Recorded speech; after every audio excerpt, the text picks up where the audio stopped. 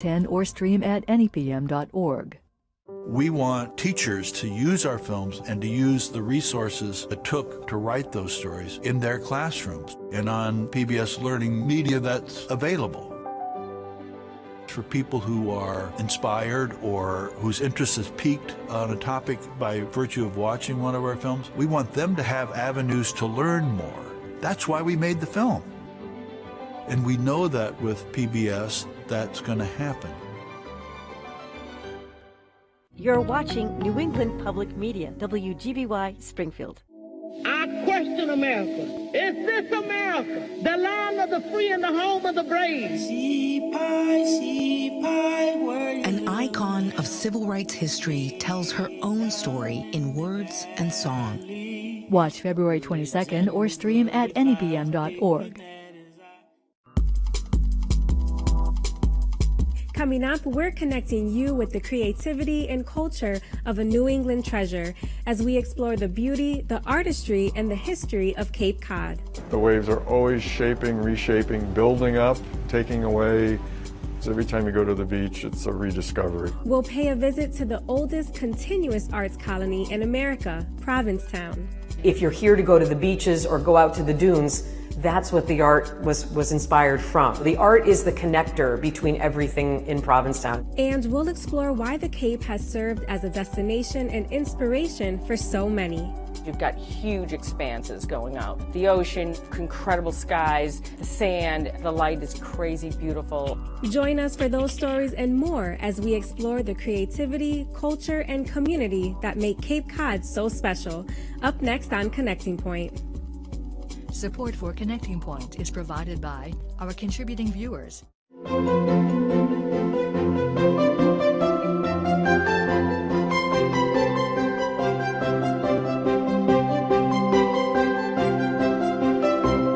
Welcome, and thanks for joining us for Connecting Point, your source for creativity, culture, and community. I'm Saidalis Bauer.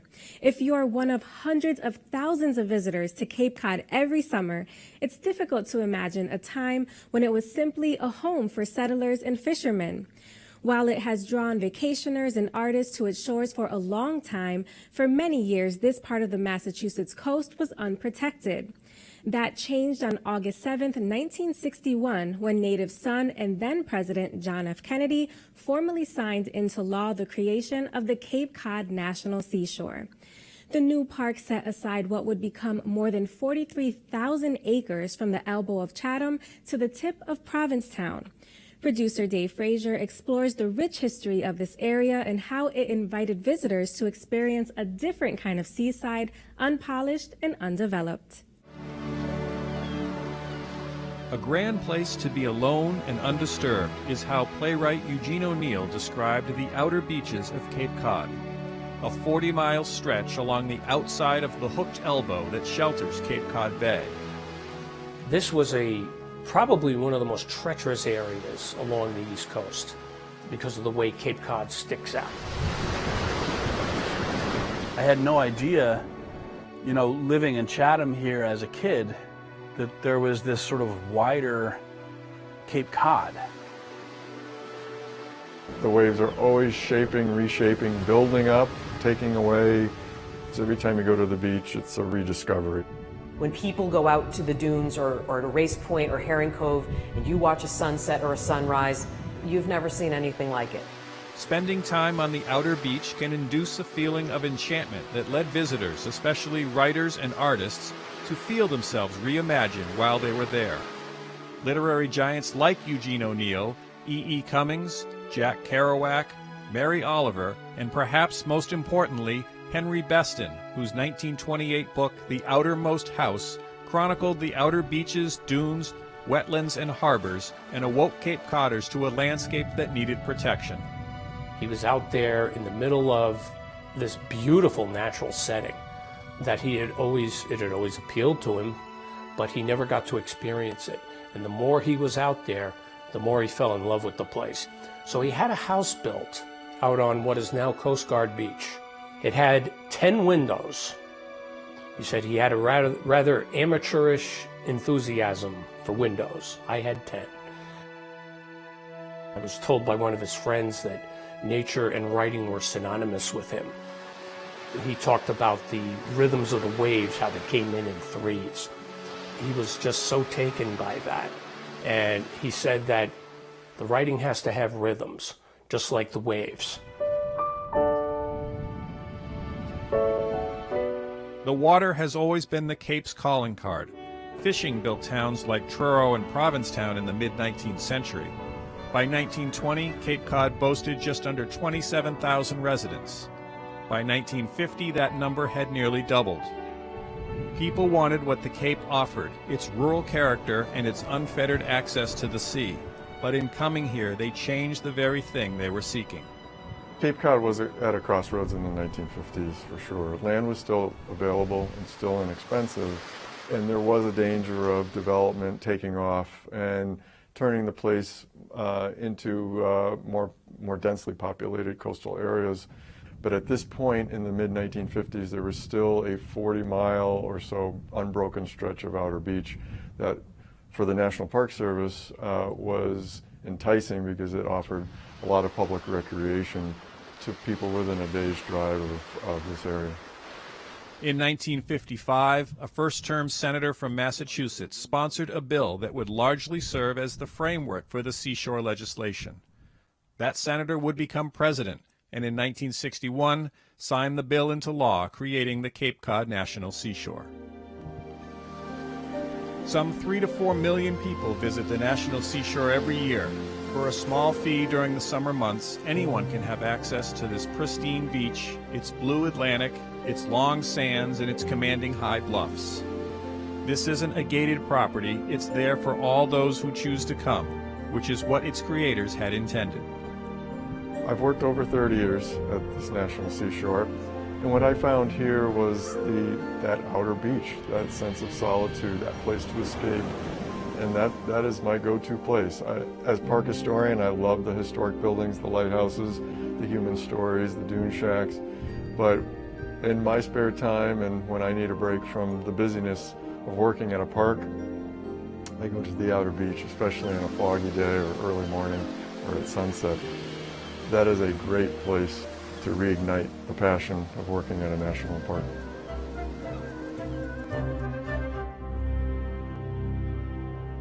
The light and natural coastal beauty of the outer beach of Cape Cod has attracted tourists and inspired artists for over a century. And as such, it should come as no surprise to find out that this area is also the home to the oldest continuous arts colony in America. Producer Dave Frazier visits Provincetown to learn the history of this artistic community and to meet up with a Western Massachusetts artist who has been painting on the Outer Cape for close to 30 years.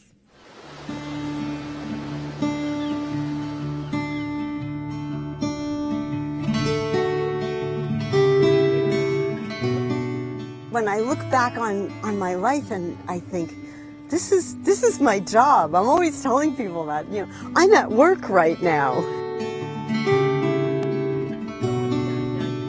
I feel really fortunate. I get to go out and photograph, and every so often I step back and go, man, people are buying my work. That's pretty cool. That's pretty cool. With its incredible light and colorful surroundings, the outer beaches of Cape Cod have been attracting artists for over 100 years. At the tip, the town of Provincetown, an eclectic community that has been described as a place of contrasts, rugged and rural, with a vibrant town center.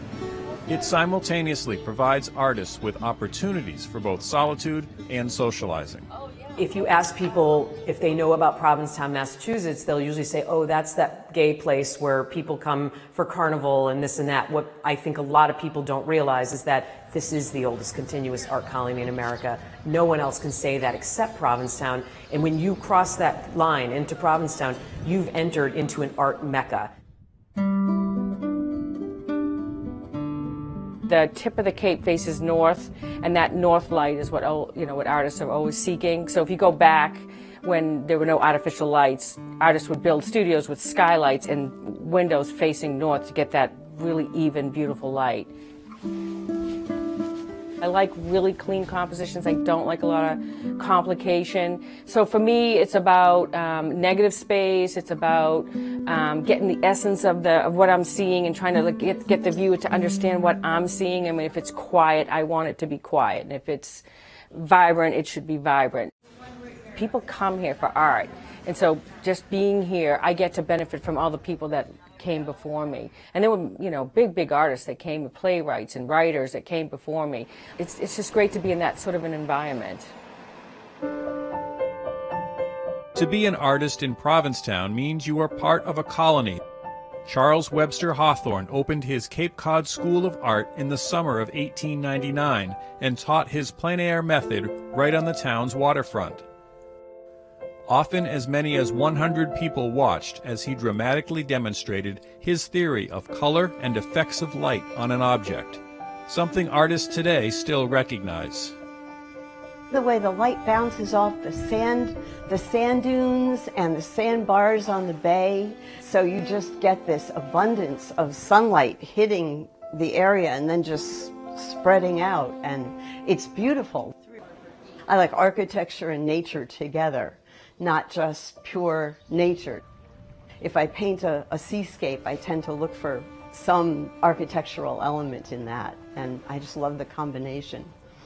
This is an attractive spot because you've got the sky, man-made structures, which I love, and the water and the reflections and the beach. You have all the elements to make a beautiful painting. I've painted this scene at sunrise, sunset. I've painted this scene and had people come and buy it right off my easel. Oh yeah! Greetings from Provincetown, Massachusetts. Art is everywhere in this small 3-square-mile town at the tip of the Cape. And artists who come to Provincetown today are still looking at the same things that artists were looking at 100 or so years ago. How they depict it depends on their style and interpretation, but the landscape and the light remains the same. Any place you go walk into Provincetown, there's original artwork, whether it's a restaurant, one of the 50 or 60 galleries in this town. And if you're here to go to the beaches or go out to the dunes, that's what the art was inspired from. So the art is the connector between everything in Provincetown.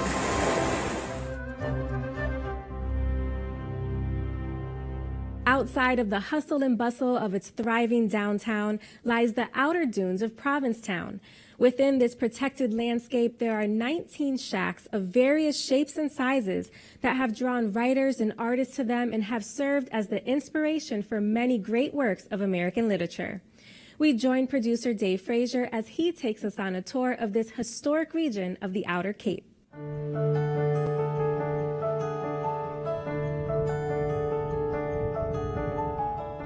The dunes on the outer beach of Cape Cod were formed as a result of early settlers cutting down the trees. With nothing to hold the sandy soil in place, the land was shaped and eroded by each passing storm. When the dunes became part of the Cape Cod National Seashore, access was carefully restricted to minimize further damage. To see them, one must either hike in via one of the park's approved trails or be driven in by a guide from Arts Dune Tours, the only tour guide company that has allowed access to the dunes by vehicle. It's always a treat out here because it's so different every trip, between the lighting, the clouds, the colors, the vegetation, the people's interest and the questions, you know, so between all of that, every single tour, every single day is different. Rob Costa and his family have been taking people on tours of the dunes since 1946. His dad started the business after returning home from World War II. He ended up buying a 1936 Ford Woody, and he started his own company because he loved it so much, you know, and he started running people out here in the dunes and giving them kind of a thrill ride. Tucked into the dunes of Provincetown are a number of small shacks with a rich history. These dune shacks were originally constructed as life-saving huts for Coast Guardsmen in the late 1890s, but most were built in the 1920s and 30s and used by the artist colony in Provincetown. The shacks provided solitude and a chance for creative inspiration. To go out to experience a dune shack is a once-in-a-lifetime opportunity. It's magical. For someone to give you the opportunity of solitude in the National Seashore, in one of the most beautiful places on earth, I can't imagine how you couldn't be inspired. It's about a 2-mile walk through soft sand from your car to reach the dune shacks. They have no running water and no electricity. There are kerosene lamps for light and wells dug in the sand for hand-pumping drinking and washing water. One of the most famous early residents of the dune shacks was playwright Eugene O'Neill, but they have also drawn the likes of Tennessee Williams, Jackson Pollock, Norman Mailer, and E.E. Cummings. Today, several nonprofits in Provincetown help the National Park Service with summer residency programs. If you want a clean composition, it's a great place to go because you've got huge expanses going out. This is about 5 o'clock in the morning, and what was great was that the moon setting and the sun rising were happening within like 10 minutes of each other.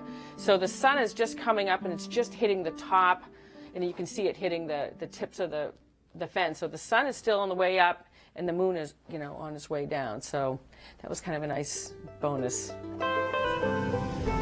Rob Costa and his crew continue to introduce visitors to this backshore environment of Provincetown by way of his dune tours. This year, his company will celebrate 75 years. Inspiration and creativity seem to go hand in hand on the outer beach. Artists flock here for the solitude, the love of the land, and the creativity it inspires, and families still come and raise their children. I took my mom on a dune tour many years ago. We drive by Ray Wells' shack, and she tells everybody in the truck I was conceived behind it. I'm like, oh my God, Mom. That was like a mic drop moment. But it was a true story. So I got married out here to my husband, Rob. And that's why, because I was conceived and, get married. And when I die, if I can get some ashes out here, that would be good too.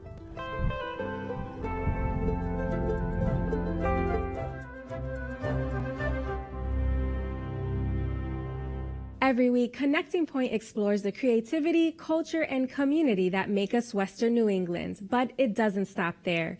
You can find us online anytime for exclusive features and content. If you were captivated by the beauty of the outer dunes of Provincetown, then we have a digital exclusive treat for you as we visit the 3,000-acre Province Lands Reservation in Provincetown. Second only to Boston Common, this area is hailed as one of the oldest common lands in the country, and producer Dave Frazier takes us on a tour of this unique area of Cape Cod. Well, I call it the outback of Provincetown because it's so vast. It's thousands of acres of dunes, beaches, and forest land that stretch as far as the eye can see, and it has a lot of wild animals. It's got these little dune shacks that has so much history. So we got history, we got culture, we have flora, we have fauna, we have dunes 110 feet tall surrounding us. Don't miss this digital exclusive available online right now at nepm.org/connectingpoint. Once known as the biggest and most powerful light on the East Coast, Cape Cod's oldest lighthouse, the Highland Light, sits perched 120 feet above the ocean in Truro, Mass. Moved to its present location in July of 1996 due to the eroding shoreline, the Cape's tallest lighthouse is now owned by the National Park Service as part of the Cape Cod National Seashore and still serves as an active aid to navigation to this day. Producer Dave Frazier takes us there. The Highland Light was at one time the biggest and most powerful light on the East Coast. I think it's part of our American heritage, and I think people tend to be drawn to it for that reason, but I also tend to think there's an attraction of a lighthouse by the sea to most people, because people do climb it.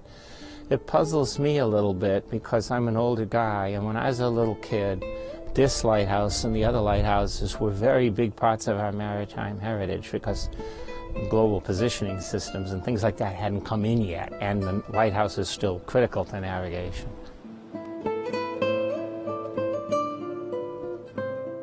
We are sitting right now on 42 north latitude and 70 west latitude. 2,900 miles dead east is Portugal. 840 is the Titanic. So there's 4 lights up here telling you how to navigate yourself around Cape Cod. Now why? Because we stick way out to sea.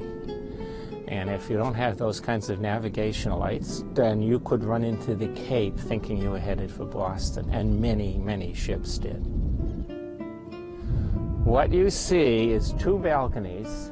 The light in the lighthouse is swinging round and round so that it glows on the horizon all the time. And every 5 seconds it flashes bright. And if you're a ship captain coming in from Europe in a sailing ship and you're way out to sea, that 5-second flash identifies that you are on the Highland Light. Right now we're 65 feet above the ground, but the ground's 120 feet above the ocean, so we're 184 feet above the ocean. And this light can project 16.3 miles to seaward. There's no doors in the light room, because if you were to open that door 100 years ago and a high wind, might blow out the light. And if it blew out the light, big, huge, expensive light, and the ships coming in from Europe didn't pick up the light, that would be a disaster. So you go out the lower gallery, walk around, climb a ladder on the back. And the original location, of course, is where that stone is in 1797. It's moved back 16 years ago, but a couple of years before that, the Coast Guard guys sitting in the lighthouse in a big storm suddenly found the banking to our left going over the side. The banking is steadily eroding. The lighthouse is as far back from the banking now as it was from the banking in 1857 when it was built. So they see this banking let go. And the Coast Guard says, this lighthouse is going over the banking and we're going to abandon it because we could put a light on a pole. And everybody gets together and they raise the money to move it back, to save it. And so you see it further back.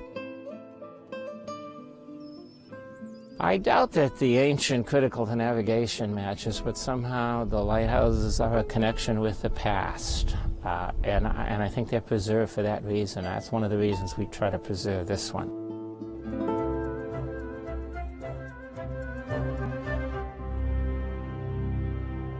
If you've ever visited Cape Cod, you've crossed over the Cape Cod Canal using one of 3 bridges.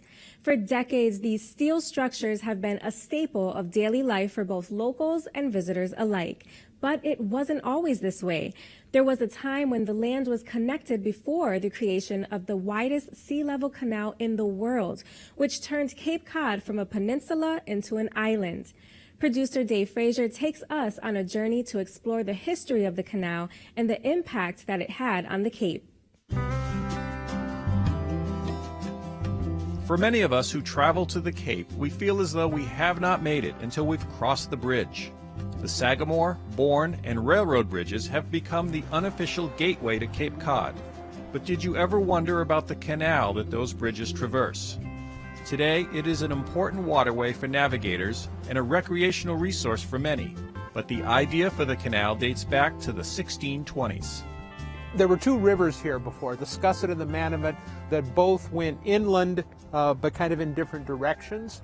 And it had been a place where the Wampanoag would carry their canoes across from one river to the other when they were crossing from the Cape Cod Bay to Buzzards Bay. 1623, you had Miles Standish saying we should put a canal through here.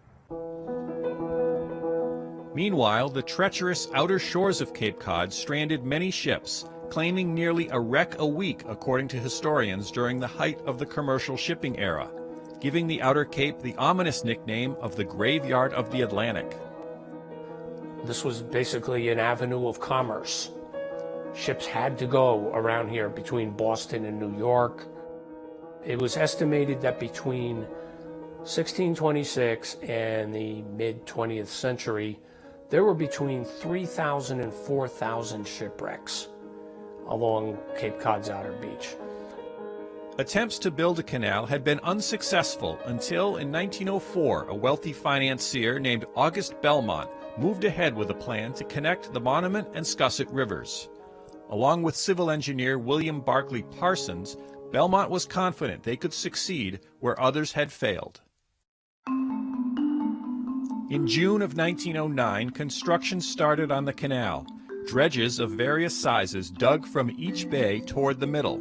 Bad weather, clay, and large boulders slowed the progress. A narrow-gauge railroad was installed to move dirt and equipment back and forth.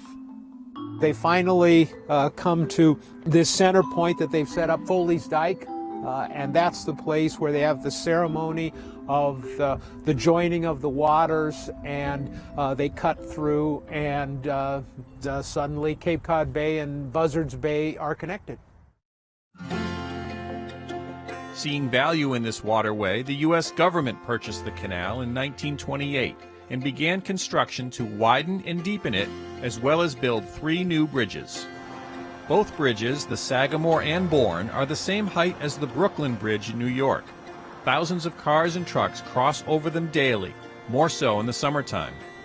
The railroad bridge was the longest of its kind when it was built. Aided by counterweights, it takes 2.5 minutes for the center span to lower for approaching trains. Today, the Cape Cod Canal is not only a navigable waterway, snaking its way between Cape Cod Bay and Buzzards Bay, it is a recreational resource for fishing, biking, and sightseeing. It's a really important engineering marvel.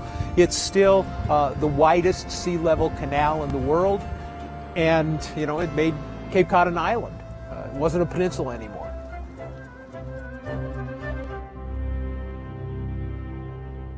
And if you still haven't had enough of the beauty of the Cape, go online right now to nepm.org/connecting point for an exclusive digital extra as Dave Frazier offers a portrait of the landscape in this gorgeous video essay.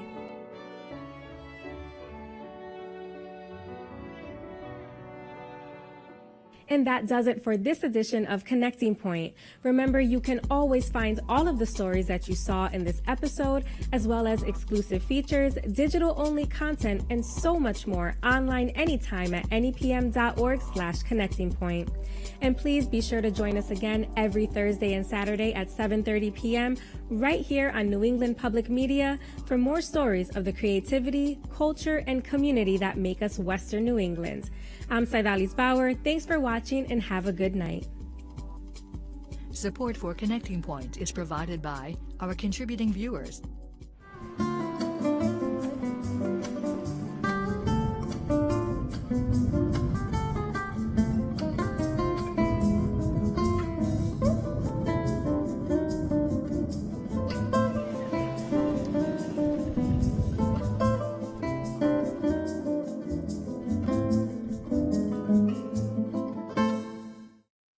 An American Experience.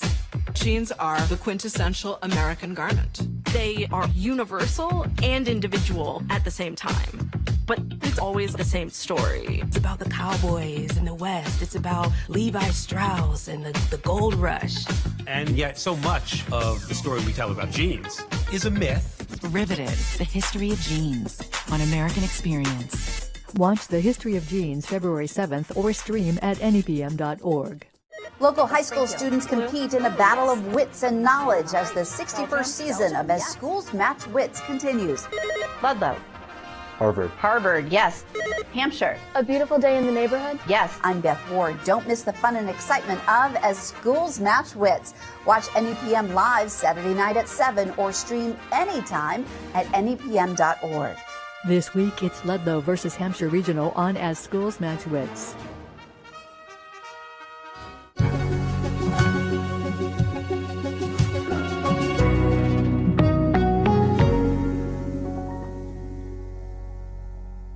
PBS Kids provides wonderful support and resources for teachers. One of the first things that I like to work on is learning how to communicate, how to solve a problem using your words. Hi, neighbor. I use Daniel Tiger in the classroom all the time. I absolutely think that PBS Kids is a valuable and credible source to use as an educator. The kids like to watch it, the kids like to do it, and it's learning, real learning. We realized there was a big problem along the border, and I don't think anybody realized just how big it was. When people cross, they have to walk around the checkpoint, and this is where people die. An illegal alien crosser is an illegal alien crosser. I'm very worried because my cousin Juan has been missing for 3 days. This is Eddie Canales of the South Texas Human Rights Center. I located a body. Missing in Brooks County, Monday at 10 or stream at anypm.org. This month in Passport on the PBS Video app, your on-demand library for the best of PBS. You're back. It's good to have you home, James. I'd like to dance with you again. If your toes get ticket. You belong here. This is your home. It completely shocked our theories of planets and how they form. It's just mind-blowing. Very early on, I realized that getting attention was a very nice thing. These and other shows from your PBS station are available with Passport on the PBS Video app. Download it today. You're watching New England Public Media, WGBY Springfield. I question America. Is this America? The land of the free and the home of the brave. An icon of civil rights history tells her own story in words and song. And we've been down so long, we ain't got no other way to go but up. Fannie Lou Hamer's America, February 22nd, or stream at